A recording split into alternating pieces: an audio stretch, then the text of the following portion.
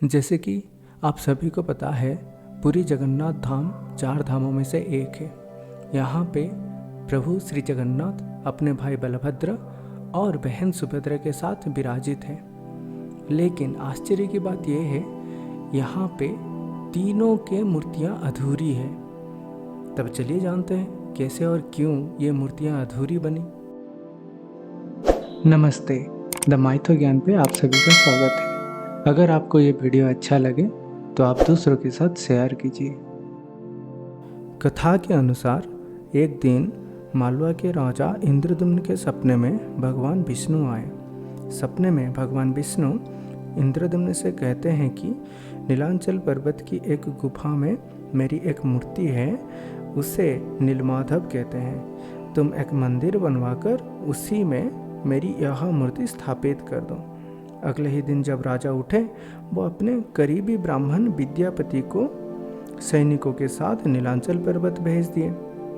जब विद्यापति वहाँ पे पहुँचे, नीलांचल पर्वत पहुँचे, तो उनको ये जानने को मिला कि सवर कबीले के लोग नीलमाधव की पूजा करते हैं और उन्होंने अपनी देवता की इस मूर्ति को नीलांचल पर्वत की गुफा में छुपा के रखा है।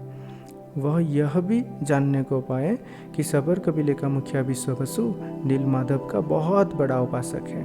उसी ने मूर्ति को गुफा में छुपा के रखा है और वह इतनी आसानी से मूर्ति राजा को नहीं सौंपेगा।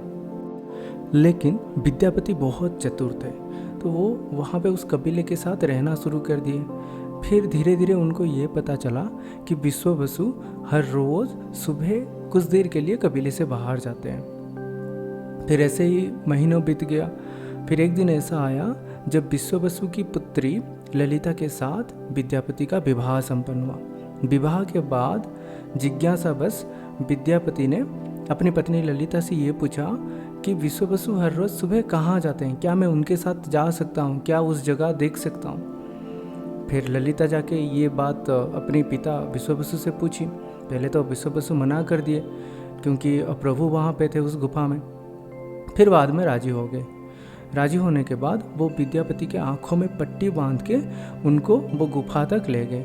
लेकिन जैसे कि बताया कि विद्यापति बहुत चतुर थे, वो क्या किए, अपने हाथों में कुछ सरसों की दाना लेते गए साथ में और रास्ते में कुछ कुछ करके गिराते गए।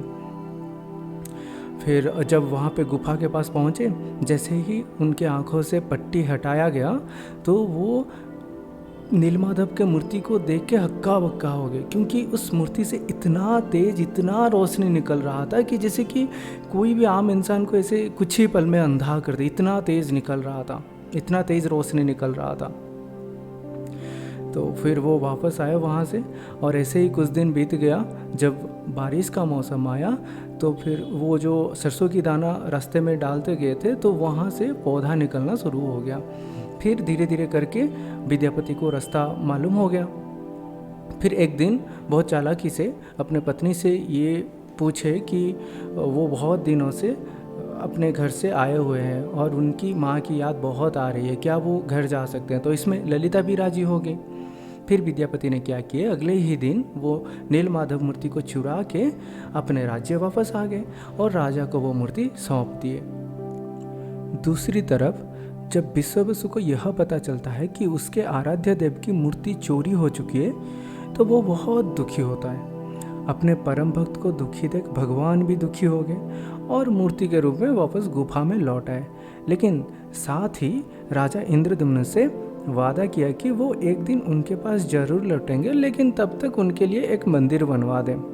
फिर ऐसे ही वर्षों बीत गया और राजा ने प्रभु के लिए एक भव्य मंदिर बनवा दिए और प्रभु की आराधना करते हुए प्रभु को उस मंदिर में विराजमान होने के लिए बोले। फिर भगवान ने राजा को ये कहा कि तुम मेरी मूर्ति बनाने के लिए समुद्र में तैर रहा पेड़ का बड़ा टुकड़ा उठा के लाओ, जो कि द्वारका से समुद्र में तैरकर पुरी आ रहा है। राजा के सेवकों ने भी उस पेड़ के टुकड़े को ढूंढ लिया, लेकिन सब लोग मिलकर भी उस पेड़ को नहीं उठा पाए। तब राजा को ये स्मरण आया कि भगवान का अनन्य भक्त विश्ववसु ये काम कर सकते हैं। तो वो विश्ववसु को वहाँ पे बुलाए और राजा और विश्ववसु दोनों मिलके उस बड़ा सा पेड़ का टुकड़ा को उठाकर मंदिर तक ले आए। इसके बाद बारी आई लकड़ी से भगवान की मूर्ति गढ़ने की, लेकिन नगर के सभी कारीगरों की लाख कोशिशों के बाद भी लकड़ी को कोई तराश नहीं पाया। इसके बाद एक दिन एक बूढ़े कारीगर के बेस में भगवान विश्वकर्मा प्रकट हुए और राजा के सम्मुख आकर कहा वह मूर्ति बना तो देंगे, लेकिन उनकी एक शर्त है। उन्होंने अपनी शर्त रखी कि 21 दिवस तक वह मूर्ति बनाने का कार्य करेंगे। मूर्ति बनाने के दौरान उनके समीप कोई भी नहीं आना चाहिए। राजा ने भी यह शर्त मान ली।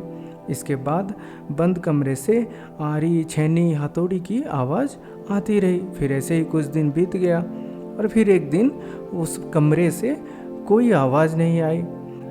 आवाज़ ना आने की वजह से राजा की पत्नी गुंडीचा को यह आशंका हुई कि कहीं कारीगर मर तो नहीं गया।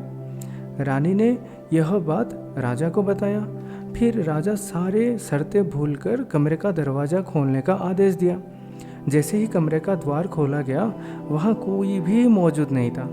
वहीं से 3 अधूरी मूर्तियाँ मिली पड़ी, जिसमें से भगवान नीलमाधव और उनके भाई के छोटे छोटे हाथ बने थे, लेकिन उनके टांगे नहीं बनाया गया था, जबकि सुभद्रा के हाथ पांव नहीं बनाया गया था।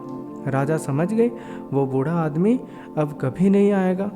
फिर वो दुखी हो गए, क्योंकि उन्हीं के वजह से प्रभु की आधा अधूरी मूर्ति बनी थी।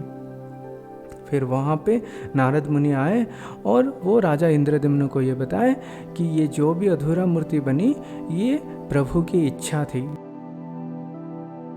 अब आपके मन में ये सवाल आ रहा होगा कि नारद मुनि राजा इंद्रद्युम्न को क्यों बताए कि अधूरी मूर्ति बनना ही प्रभु की इच्छा थी।